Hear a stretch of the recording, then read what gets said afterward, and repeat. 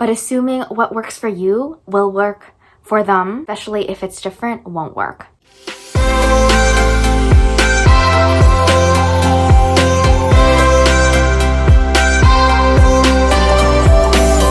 Hi everyone, welcome back to my channel. Today we're going to talk about the 5 love languages.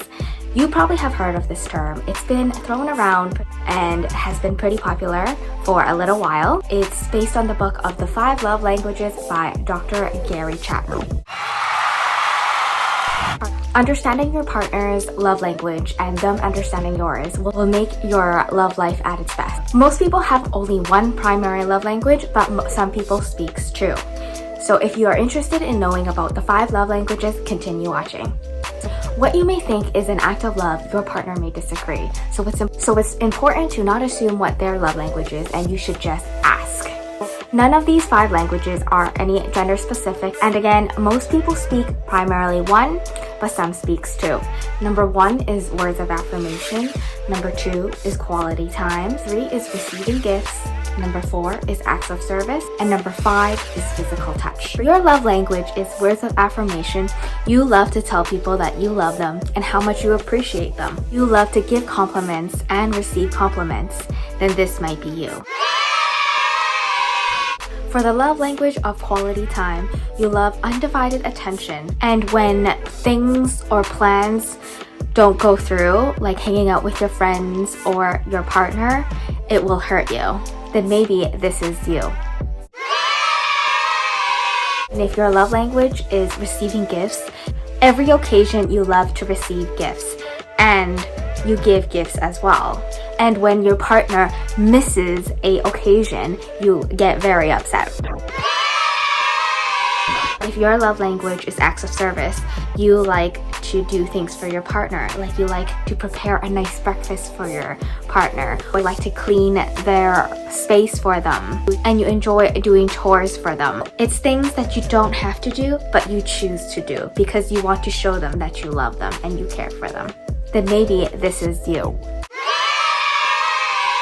And if your love language is physical touch, then you like to be around the person you love, and you like to give them hugs.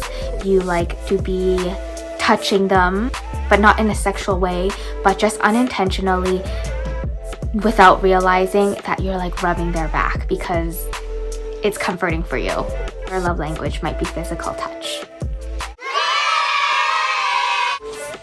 It's just as important to understand your partner's love language as it is to understand your own, especially if it is different from yours. Knowing the love language can give you an insight of knowing what's most important to you and your partner and what will hurt you the most. For example, acts of service is what dominates my love language by far.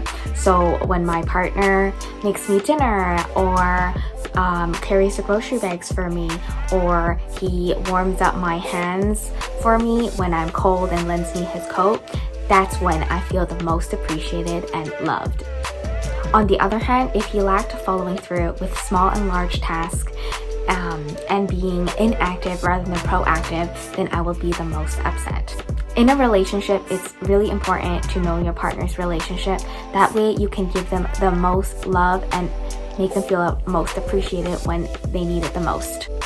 A common issue is projecting your love language onto your partner's, but assuming what works for you will work for them, especially if it's different, won't work. But it can be fixed.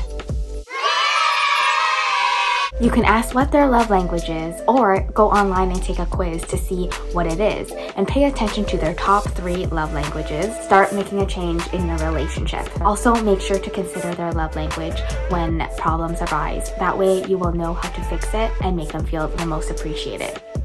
I hope you liked today's video, and I hope it encouraged you to go out and find what your partner's love language is and for them to find out what's yours. That way your relationship can be even stronger and be at its best.